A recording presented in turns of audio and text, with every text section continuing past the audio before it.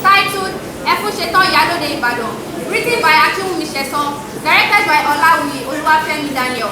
In this performance you're about to watch, there will be sounds of gunshots and other effects, but in all, please do not be scared. Instead, sit back, relax, and enjoy.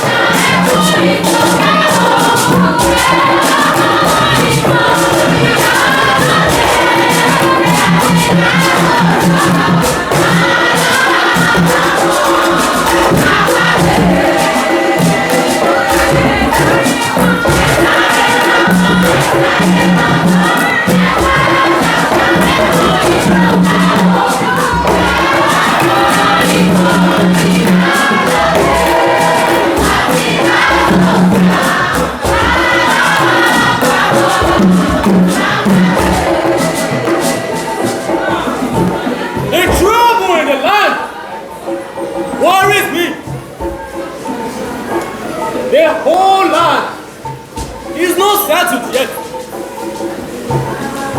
No more genuine interest, as everyone is scheming to have one benefit for the other in the fight between Latosha and Iyalode Efunsetan. Some chiefs, àwọn olóyè, àwọn jẹgúdújẹrá are also fueling the crisis between them, just like the proverbial tortoise in the story I'm about to tell.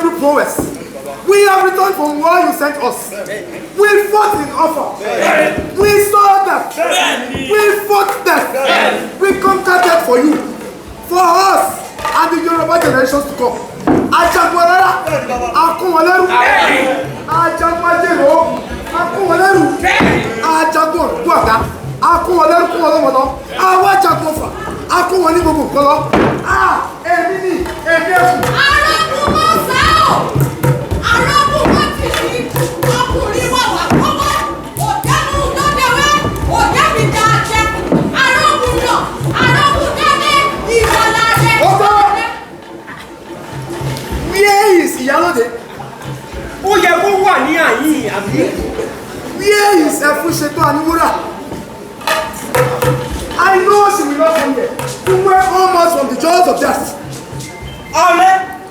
Iyalode is the chief in your cabinet, with the responsibility of welcoming from any outing. She ought to be here. Ààrẹ, Iyalode ti ń ṣe gàlégàlé. Ó ti ń ṣe gàlégàlé jù. Tóun nìkan ni. Who does she think she is? Can she survive in her business and step without us fighting to secure this land? Ààrẹ, you called it up. It is you to blame for Efunsetan's arrogance towards this land. How? In what way have I sinned? Have I made a mistake for giving the only woman in my cabinet the fair opportunity to grow and flourish? No, Ààrẹ, nobody blames you. Who dare blames the king of SESAN? It is Iyalode who has come for work, and we shall be given to her. Ibadan no. Is she not an endowment? Is Ibadan not known for slave and freeborn? Efunsetan has called for work, which we engulf. Sùúrù la ó ṣe o. When a mosquito perches on testicles, we need to kill it with caution. If not, we shall die. Enough! Who is Efunsetan to get our attention upon the return from war? She is nobody. I am not Osa. Hey, Iyalode! Go home. Eat well and sleep. Ọ̀sẹ̀ méjì shall be with us at the land.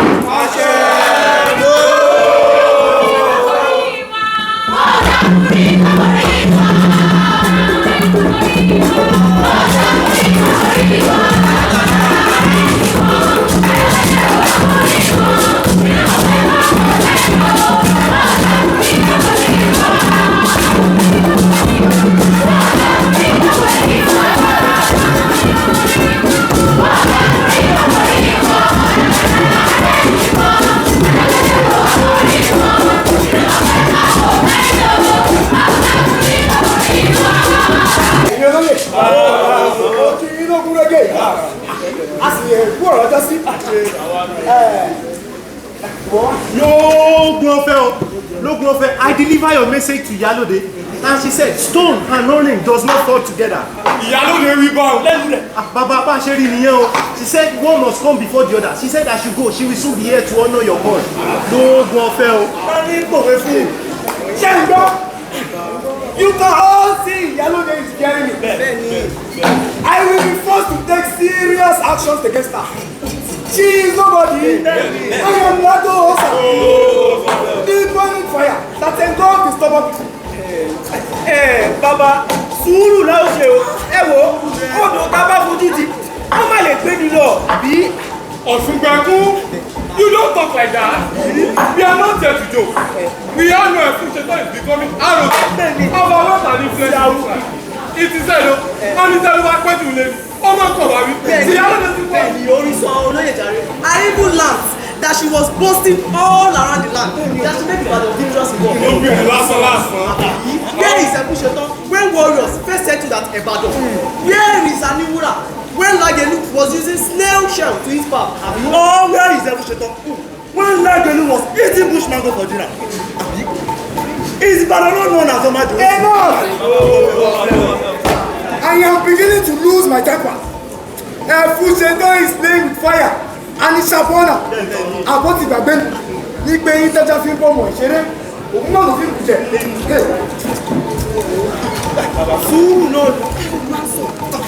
You do not have to sit here. Ibadan land is tired of your arrogance. Are you the first woman that has ever made history in Yoruba land? Have you not heard of Mareni of Ilefe? She sacrificed all she had to liberate Yoruba race from Igbo. Did she ever look down, man? Tell us now before you have your seat. Ààrẹ, ẹ̀yin ìjòyè. I am sorry for any of my actions that might have offended the warriors of our land. Ọlọ́mọdé mẹ́kọ̀ọ́ jẹ kó mọ̀ra lọ́wọ́. That is why I have come to you, the warriors and our elders of our land, with my sword fingers to be worshipful. Hypocrisy! Lie! Pretense! Oh! You think you can come here with your deceit and go scot-free? You think we have not heard all what you said in our absence? We heard it in our deafness because you said it in the presence of our children. Only to make us teach about. Like just follow down. Shebu said it is our wars for us. That's the making Ibadan victorious. The war weapons you supplied us amount to nothing when compared to the lives lost. So many men have lost their lives and died in the battle for the protection of Ibadan land. Efunsetan, how have you made us victorious? Has she even done anything special? Can she fight war? All she knows is to make money. She forgot that business only flourishes when there is peace in the land. Efunsetan, you need us to remain who you are. If we allow this matter to linger more than this, we may not find a solution. For the interest of our land, we need to solve this matter peacefully. If we are not careful, we will use our hands to destroy the empire we labor to build. If we are not careful, our enemies shall mock us. Iyalode, apologize to Ibadan. Beg Ibadan people for your utterances and actions. Ààrẹ, forgive and forget all the mistakes of Iyalode. Ọmọdé ló ń ṣe, ọmọdé ò lè mẹ̀kọ́ jẹ kó má ra lọ́wọ́ àbí ṣé mo rí wí. Ó ṣe Ọ̀ṣungbẹ̀kún. You can have your seat. Iyalode does not offend me. She only fails to understand the demands of Kaka office that I occupy.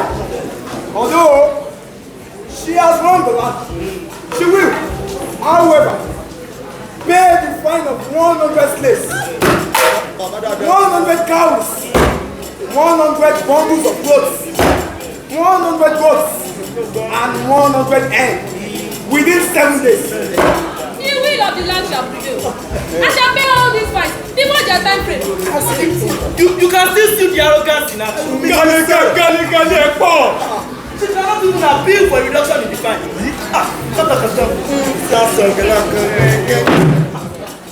Everyone should know that if I should receive any bad report on Efunsetan after the payment of a fine, she will be disrobed of her title and banished from this land.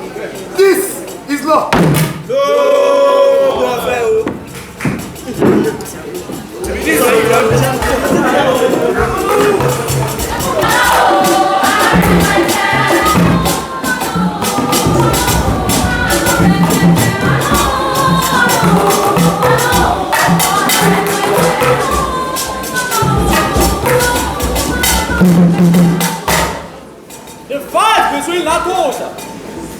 Iyalode Ibadan needs caution to avoid the claims and regrets. Like the proverbial tortoise in the story I'm about to tell. Once upon a time, àtìtò kẹ̀kẹ́rẹ́.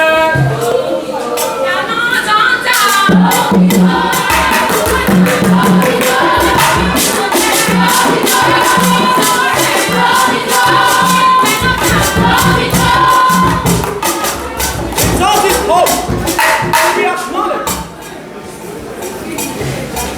The tortoise went to the market to sell his wares of dishes. As he's waiting for the customers to arrive, a fight suddenly started with the shrew, and the squirrel, or carrot. The tortoise and the squirrel are friends. While settling the quarrel between them, the tortoise was eating hard on the shrew, and the shrew became angry, bit the tortoise's nose. The shrew continues to bite until the tortoise's nose was bitten off by the shrew. The parties in the Cold War, just like Latosha and Efunsetan, need caution to avoid blames and regret.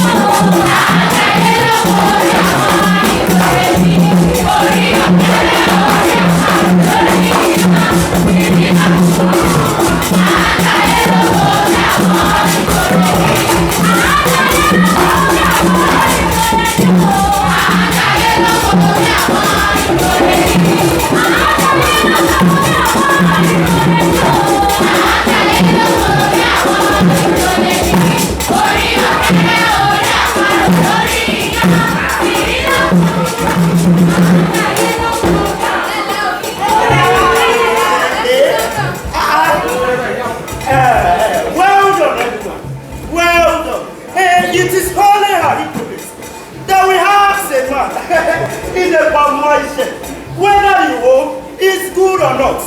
If the home is not good, will you see him drinking help from the permission? In the home of Efunsetan, in the home of Iyalode, both children and slaves enjoy unconditional freedom. Have you cleared also? I am a slave in this house. Yes.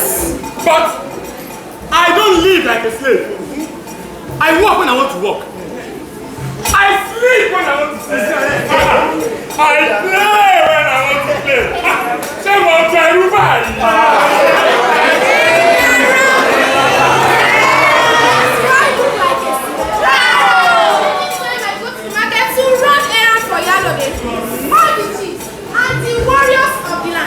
Always love fully feeds their place on you.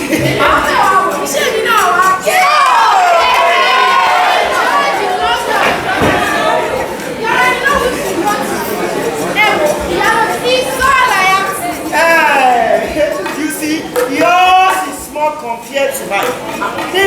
I began as a slave in this house. But now, I am now the adopted son of Iyalode. I have access to our assets and traits.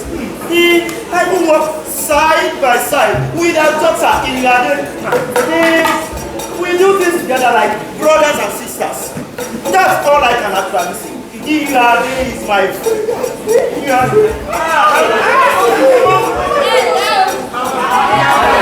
I can see you all are engaged.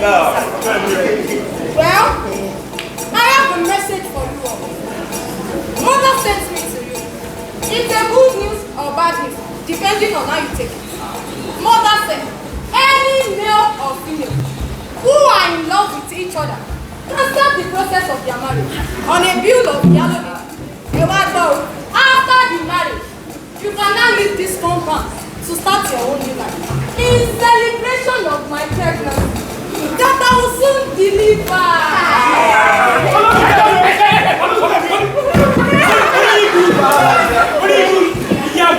What have you done?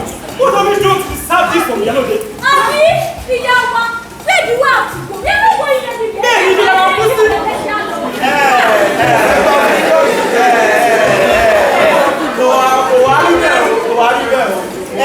Iyalode appreciates your efforts.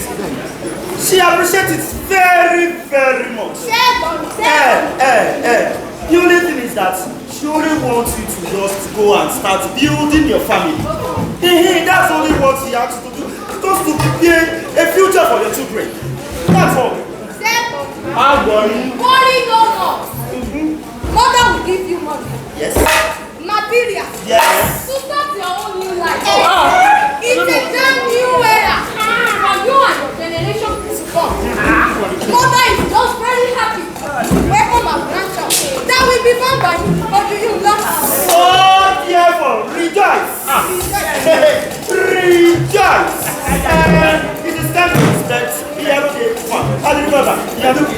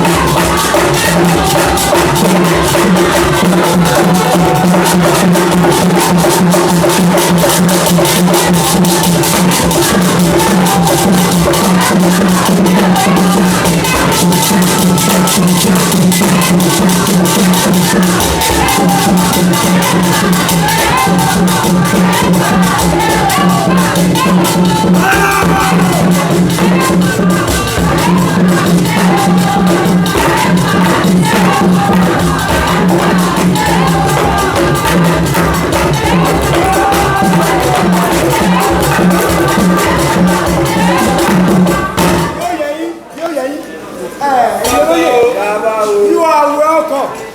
I am glad you answered my invitation. That you are feasting with me here does not mean you do not have food and drink in your house. You are warriors of high reputation with food and drink. I called you here for a serious matter that is troubling the land and the faith of Ibadan. It is the matter of Iyalode. Baba, has she not paid the fine? She has paid the fine. But that is not all. We all know that Efunsetan is becoming more controllable. And we can see that Efunsetan is bringing food and drink to the country. Now we are owing Efunsetan. How do we pay back the debt the chiefs and Ibadan are owing Efunsetan and Imura? It is true that if a creditor stands arrogantly, the proud should stoop below its gaze. Baba, this is the land of warriors, and we should not be afraid of an ordinary woman. As the Jagun Lara, Akowoleru, Ajagun Ajero, Akowoleru, Ajagun Orogun Aga, Akowoloko, Kowolomo, Atun Kowolaya. They are in our harem and on our farms working. Iyalode is not different from our slave. They should not give us unnecessary nightmares. It's your Olóyè Ògúnrí Ẹ̀fọ́n! Olóyè! Lẹ́nu ẹ̀! Olóyè! You do not speak about Iyalode like that. She is also a chief in the cabinet of Ààrẹ. Wo tá a bá rẹ́rìn ká sọ pé a rẹ́rìn o. Iyalode is not just a woman. Nobody is not a woman of substance. Nobody is saying that. It is only a problem when a butterfly starts comparing itself with a bird. She does not see herself as a woman anymore. Do you see her under the control of any man? Impossible. She became uncontrollable. That her husband has to leave the home for her. I even heard that her son-in-law is given a condition. If he wants to have access to his wife and unborn child, he has to live in her house. Oh, the private life of Iyalode is not any of us concerned. Ilé ẹni láti jẹ́ òkúté onídòdó. We should leave Iyalode to live her life. Ó ti tó. Ẹ sì wá ń gbọ́rọ̀ ibi ẹni gbàgbá ọtí. Are we no more warriors that have no time for tribality? Although Iyalode has paid the fine, but that is not all. My informant just informed me that Efunsetan has permitted a slave to get married. Yes. Ó fún àwọn ẹrú rẹ̀ láṣẹ láti Bẹ́ẹ̀ni. láṣẹ. Our own slave will see us as wicked. I sense a internal war with our slaves. Ààrẹ, we need to take urgent matter on this matter on ground o. Started a war consensus. Ẹ wo, Ààrẹ, my view is quite different from yours. Slave owners can do whatever they want with their slaves. Efunsetan bought her slaves with her money, so she can do whatever she wants. If she likes, she can overwork them from morning till night. And if she likes, she may allow them to go in a day. We should not bother ourselves with private lives. Olóyè! Ó tó sì sọ ìṣe ìbí mi. Bẹ́ẹ̀ni lọ́wọ́ rẹ̀. Ó ti tó. I share your sentiment, Ẹ̀ṣúgbẹ̀kún. But if we allow a madman to bury his mother the way he wants, the stench from this cause will pollute the air. Tábà fi wèrè náà kó sí òkú ìyá rẹ̀ yóò tún jẹ ní. Ṣé ìlú sọ̀rọ̀ mọ́ ni? Olóyè! Olóyè! Ọ̀rọ̀ yìí yóò lẹ́yìn. Pẹ̀lú bó ti ń gbẹ̀lẹ̀ yẹn fún ṣetán yìí. Ààrẹ, we need to take urgent water because Iyalode is already become me very popular and influential. Otito, I shall know what to do very soon. I will not allow a mere woman to take over my empire away from me. Even if I owe her money, she cannot take my seat as lieutenant. Even if Ibadan owes her money, she cannot take the whole Ibadan as lieutenant. Before the Iroko tree of Efunsetan start demanding huge sacrifice, I shall uproot it. Morina. No,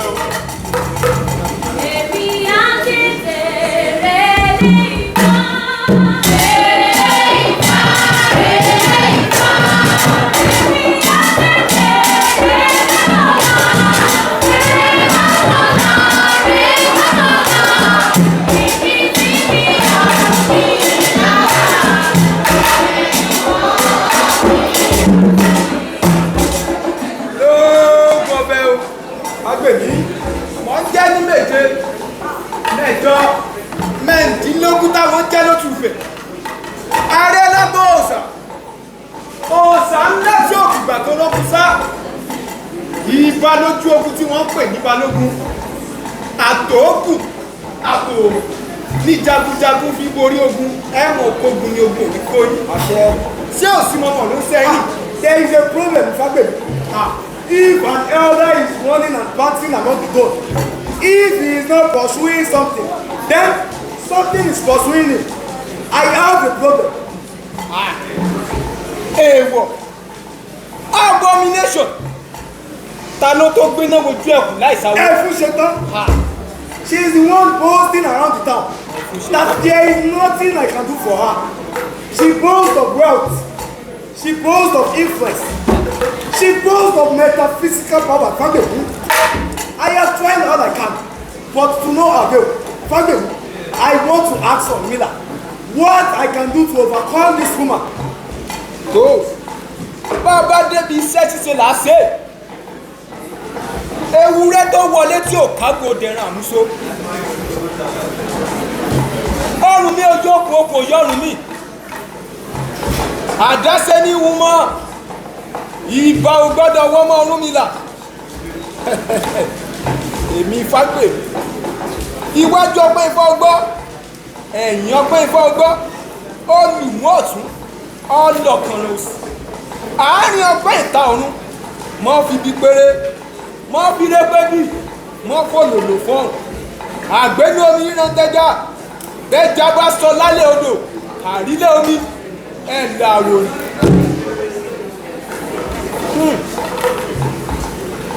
ọ̀sẹ̀ méjì bàbá Fágbèmí Ifá ò ní balẹ̀ kọ́ mọ́ sọ̀rọ̀ bẹ́ẹ̀ Ifá ní nǹkan mọ ogun Ifá ní nǹkan mọ oògùn Ifá ní kí jagunjagun tí ń fa ogun àtòókù kó lógúnlógún Ifá ní kí jagunjagun tí ń fọgbọ́n ọdún kó lọ́gbọ̀lọ́gbọ̀ Ifá ní ìṣèyí pẹ̀lẹ́ ẹ wá rí lórí ọ̀rọ̀ Ẹfúnṣetán omi ata ni kò ṣeé fi bọ́jú ìyèrè pèsè ní pẹ̀lú kò níbi kan àgbámù Ẹfúnṣetán is not just a mere woman as you think.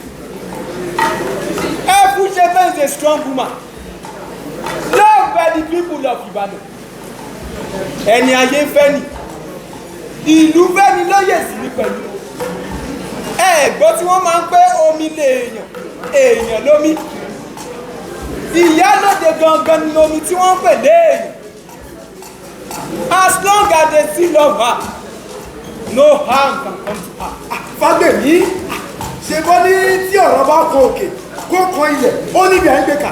Bẹ́ẹ̀ ni ẹbọ nílé títí tí kápójú òfurufú lágbè sí. Bẹ́ẹ̀ ni ilẹ̀ náà lágbè kà nítorí bí lálábáròkè ilẹ̀ níbọ̀ àtigi àtọ̀pẹ̀ àtèèyàn ilẹ̀ náà ni ó padà bọ̀. Kábíyèsí bàbá the only way to overcome her is to afflict her with mischief. Èjì láàrín sí èjì bẹ́ẹ̀ ni èjì ọmọ alágogo dẹ́. Her death is in the weakness of mind and character. Àbọ̀mí rèé o. Fágbèmí tíṣẹ́ ò bá pẹ́ ni ẹnìkan ìpẹ́ṣẹ̀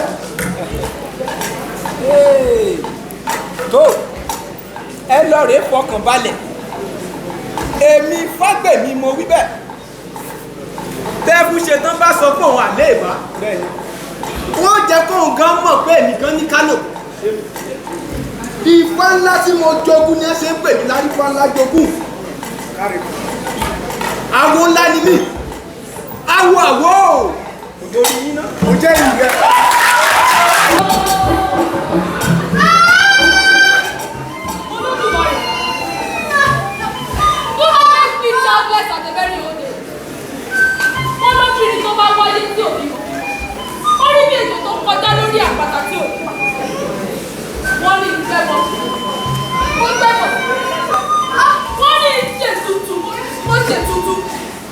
Okay, Ibadan. Okay, Ibadan, never forget what you do.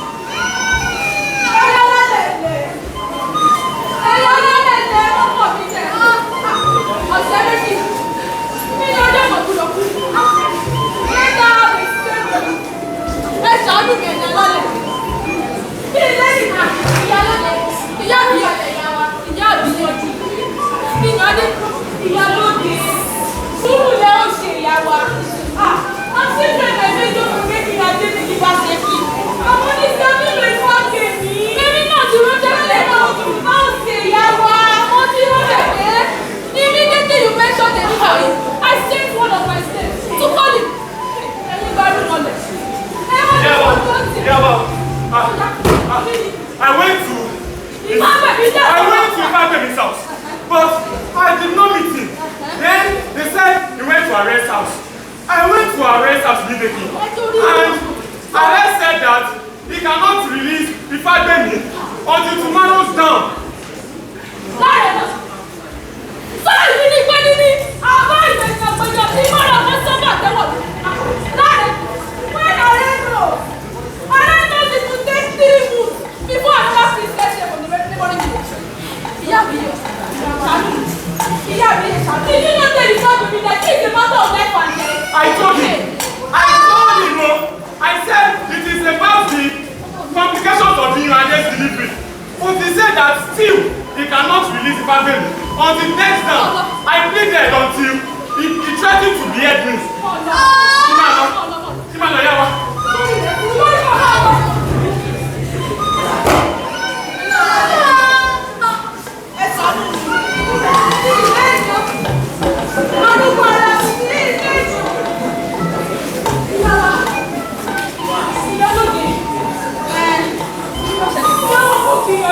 Kí ló ṣẹlẹ̀?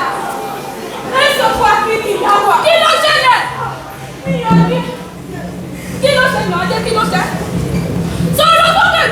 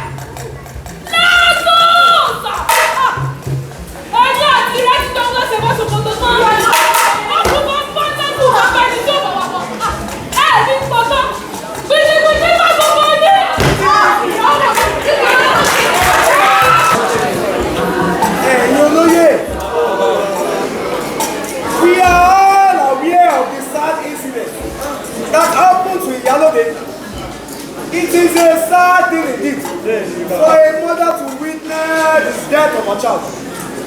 We are ancestor consoler. Hold your condolences.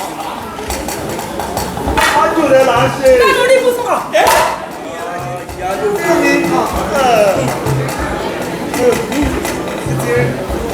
I do not need any pity from anyone.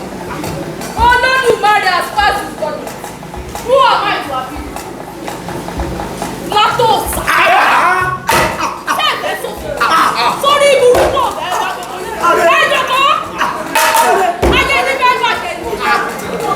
Bàbá yìí wọ́n ní bá sọ̀rọ̀. Bẹ́ẹ̀ nílẹ̀. Lactose. You have done your worst. You have killed my only daughter.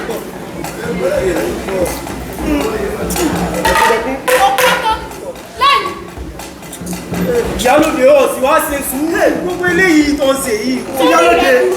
Iyalode, mind your justice. Mind your justice o. How was that to your daughter? Sórí láàárín àwọn akọ̀dà yìí, ìwọ ló kọ̀.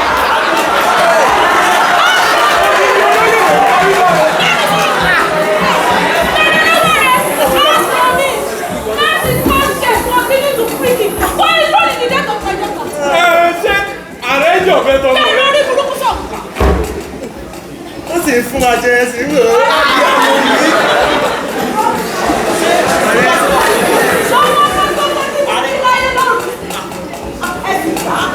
Ààrẹ, ó kéré lẹ́jọ́ ìràgàbọ̀. Látọ̀ọ̀sà! Ọmọ gbọ́ ọ, ṣé kéré labẹ́rẹ́ kéré kì í ṣe mí nìbánilẹ̀? Látẹ̀lí lọ, ẹgbẹ́ wọn máa rìn torótoró ni. From today, I am no longer a chief in your cabinet. I am a political ruler.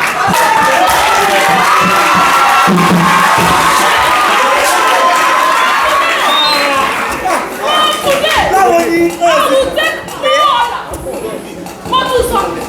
I will take no order from you. Lẹ́yìn àgbàyà jásí rájà.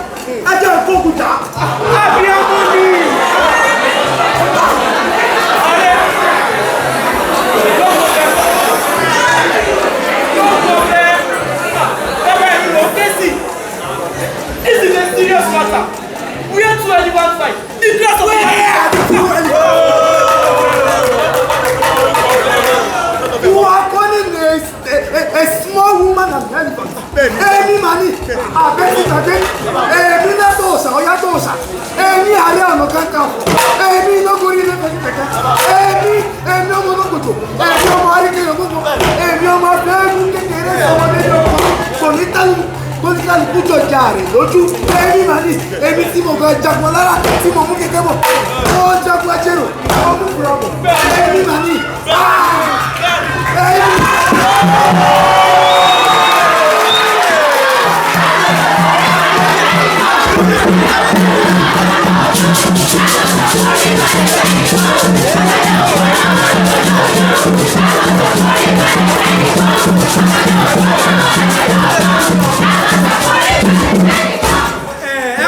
Ẹ̀yin olóyè sùúrù la ó ṣe o.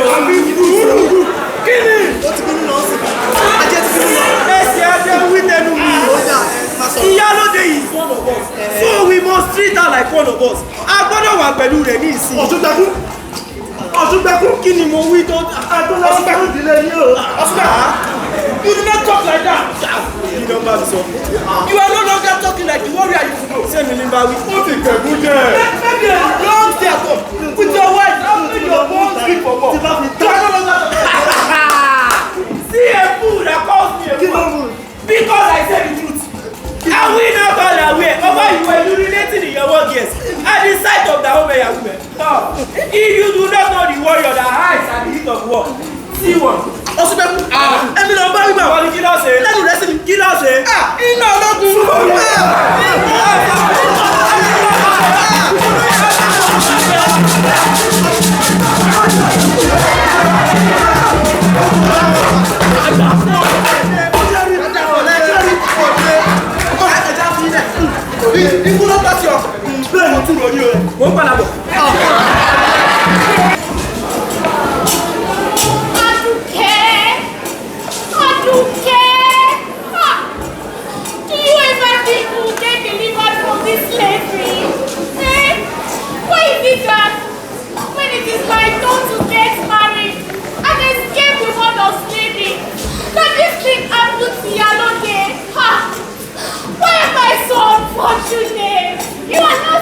unfortunate, I'm unfair. It is just the way the gods want it. If this is the will of the gods, then the gods must be wicked. I lost my husband in the war against Ibadan. And as if that was not enough, my 3 children drowned in a river when escaping Ibadan warriors. And now, the only chance to escape the world of slavery has been taken away by the gods. We all have reasons to blame God. I once was a priest and heir to the throne of my kingdom. But one day, Ibadan warriors attacked our land. They said my father, the king, refused to pay tribute to them. Hey, one of the Ibadan warriors tried to rape my mother. She killed herself. She preferred death over shame. A good woman, a virtuous woman, and death is a shame to that of Ibadan.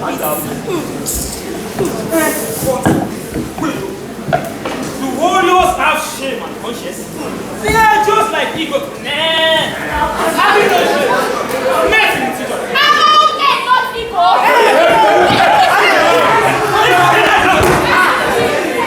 They will have a queen as a wife. Yes, be going around slaves. Men, one young Amado. Men are just righteous with no shame. Our main concern now should be our freedom. Our and the other Ibadan chiefs have made it impossible. Iyalode is depressed. She is no more herself. I pity the poor woman. I would have done my marriage and gotten my freedom only if my only daughter had not died. I pray that one day Eledumare will deliver us from this slavery. It's a very sad experience for a mother to witness the death of her own child. Kama paro, iko mo da. No one should blame Iyalode. She has served Ibadan with her wealth and influence, but they paid her back with wickedness and bitterness. Iyalode, for whatever you have done to me, I forgive you.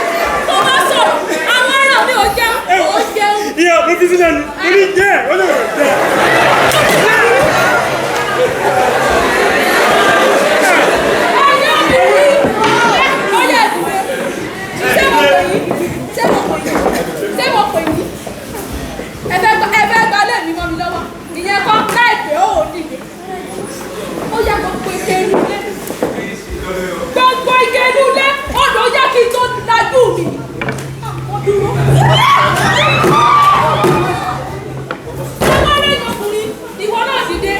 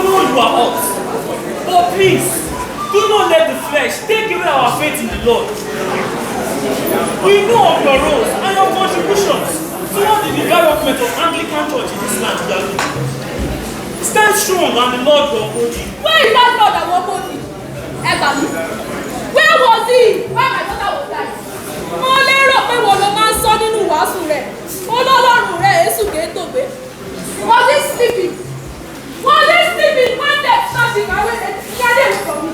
Damn it all. Sorry, Reverend, let me know. God does not sleep Iyalode. He has a reason for every action. In every situation, we should always give thanks to Iyalode. You said it in your sermon.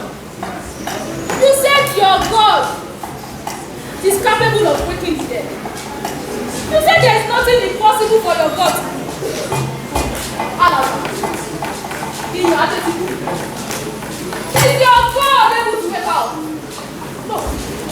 Tell your God to wake in your day and take me instead. Mo jẹ táàtì lọ. Sọ fún Ọlọ́run rẹ. Ní mo jí ní adé fún mi, I will die for Ìbàdàn. No, I will die for Ìbàdàn. For their sins of weakness and endless work. Ṣàánú mi. Ṣèlérí fún mi. Ṣèlérí fún mi pé ní adé òjì. Ṣèlérí fún mi. Iyalode, I do not have such power. Only God kills and wakes at people. Iyalode, I do not have the power to do so.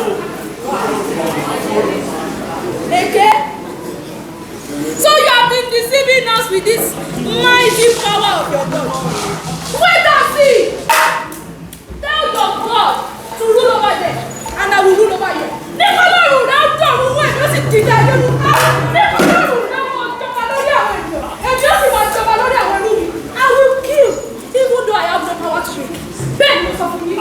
Níìsín, mo dijú kí n tó là á tí pìtìpìtì ọ̀bá fẹ́ bá wà àtìrán rẹ jáde.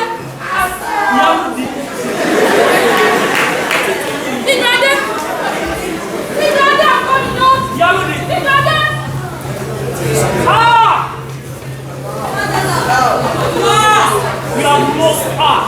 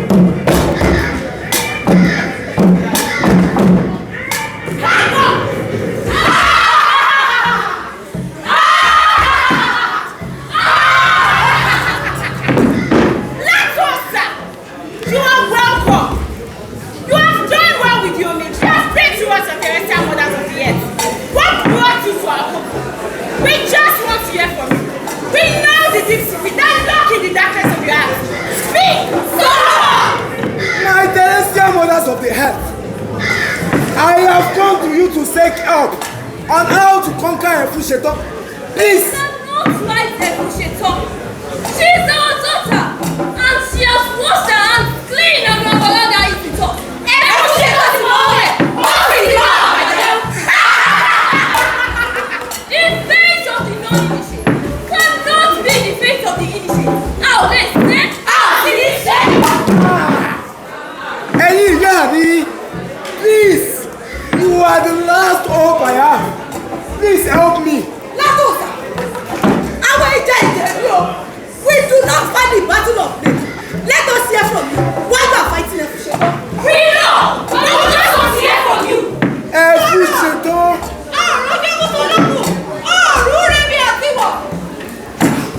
Efunsetan has become arrogant of our wealth and popularity with the Ibadan people. Please help me. Was that why you got out of your cabinet that the other day? If you have to pay the fine, you only see this one as best work. Is it a crime for a woman to be wealthy and popular? Men should learn how to tolerate women with weight and fair. Efunsetan is becoming uncontrollable. Is that why you are plotting against her? Mama, we cannot join you in the plot against Efunsetan because Efunsetan is our home. Please, my celestial mothers of the earth, do this for me, and I will forever pay homage to you.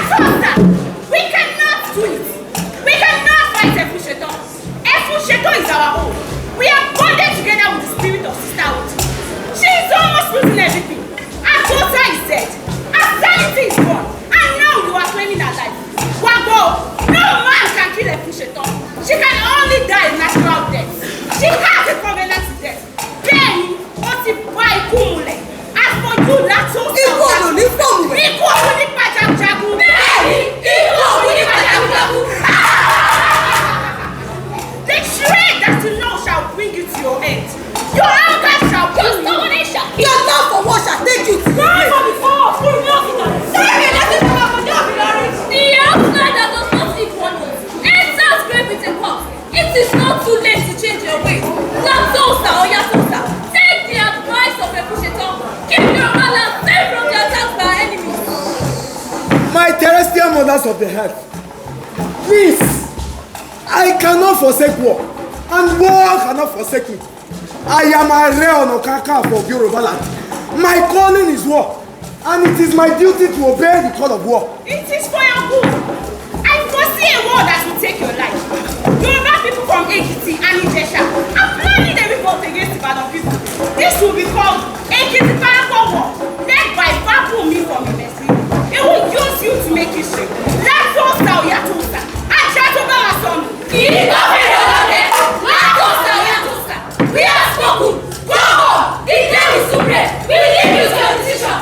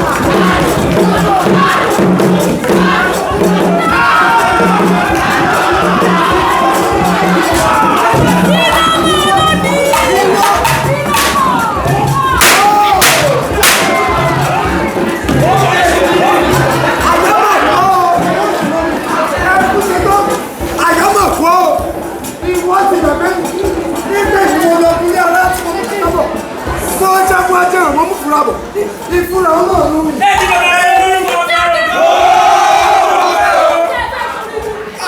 Ẹ dákẹ́! Látò sàṣọ gbàgbé ni. Ọ̀tá ní ìgbìmọ̀ bẹ̀rù jẹ́ ẹ̀yẹ́ ọ̀tún náà lọ́wọ́. Ó ti fojú pọ̀ sí lónìí. Èmi lọ́mọ ikú sí wọlé pa. Èmi lọ́mọ àlọ́. Èmi ti fún jẹ́. Dákẹ́! Ìwọ ti gbàgbé ni nígbà èmi ní kí ràkàtìkì. Ẹni wà ní. Ẹni lọ ń lérí fún. Látò sàwọn máa gbọ́ ṣé ẹkú bí ẹkú ní tẹ́gbẹ̀rẹ̀. Ṣé ọkọ̀ bí ọkọ̀ ní tẹ́gbẹ̀rẹ̀. Ìwọ ọlọ́run kíkú àjàkárí lọ́mọ. Náà báyìí nítorí 600 àwùjá. Ẹ̀dì! Ẹ̀mú! Ọyá ẹ̀ máa bá mi mú.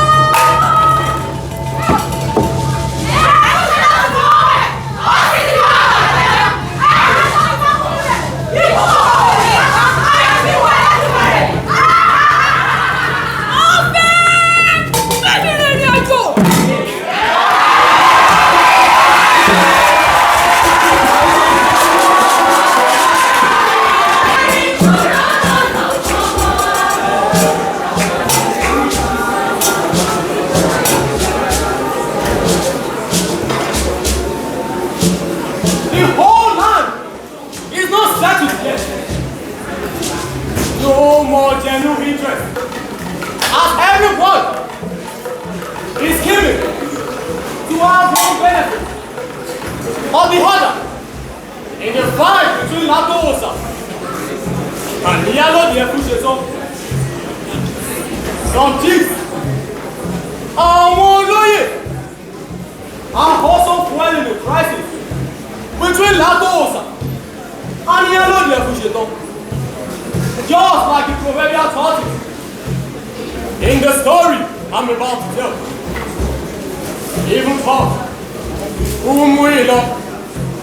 the adopted son of Iyalode, come with Atosa in order to eliminate her life.